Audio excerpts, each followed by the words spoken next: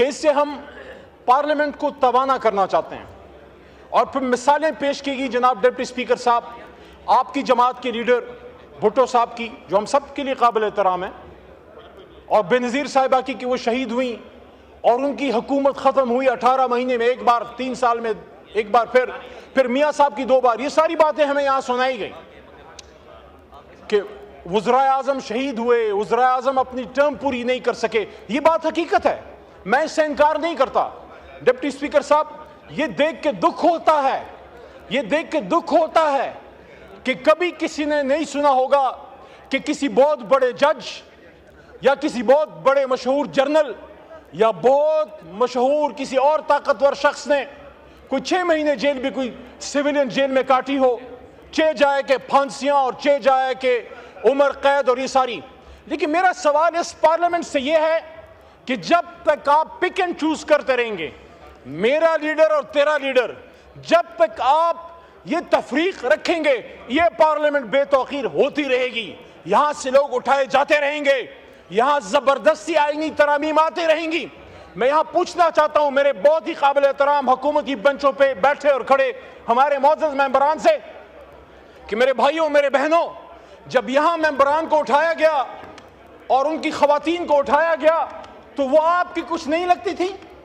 یہ تو ہم سب کہتے ہیں کہ مائیں بہنیں سانجھی ہیں. تو میرے بھائیوں اور دوستو، جب ایک سابق وزیر اعظم عمران خان کو آپ پارلیمنٹ کی سوورنٹی کی بات کرتے ہیں، آپ کہتے ہیں کہ پارلیمنٹ کا سوورن ہونا چاہیے، وزراء اعظم سے زیادتی بند ہونی چاہیے، تو کیا عمران خان سابق وزیر اعظم کو جب گولیاں مار کے جیل میں ڈالا گیا ہے، 460 دن ہو گئے ہیں، 5 دن ان کے کمرے کی بجلی بند کی گئی، نہ اخبار پڑھ سکتے تھے، نہ کتاب پڑھ سکتے تھے، نہ قرآن پڑھ سکتے تھے، اور جس جگہ سجدہ لگاتے تھے جائے نماز میں سجدے کی جگہ تک نظر نہیں آتی تھی. آپ مجھے بتائیں، جب آپ کے دور میں ایک سابق وزیر اعظم عمران خان کے ساتھ یہ ہو رہا ہے، آپ ان کی سیاست سے بالکل ڈس ایگری کریں، آپ اختلاف رکھیں. شکریہ.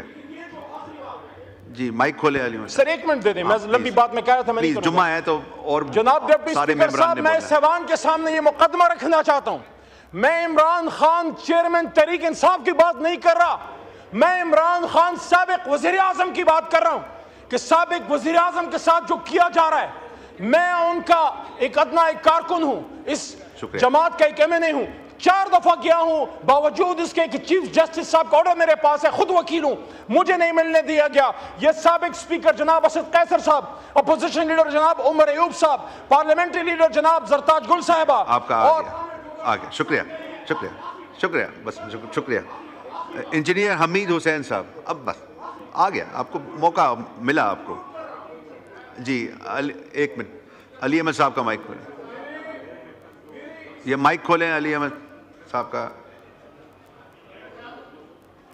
علی محمد صاحب کا مائک کھولیں.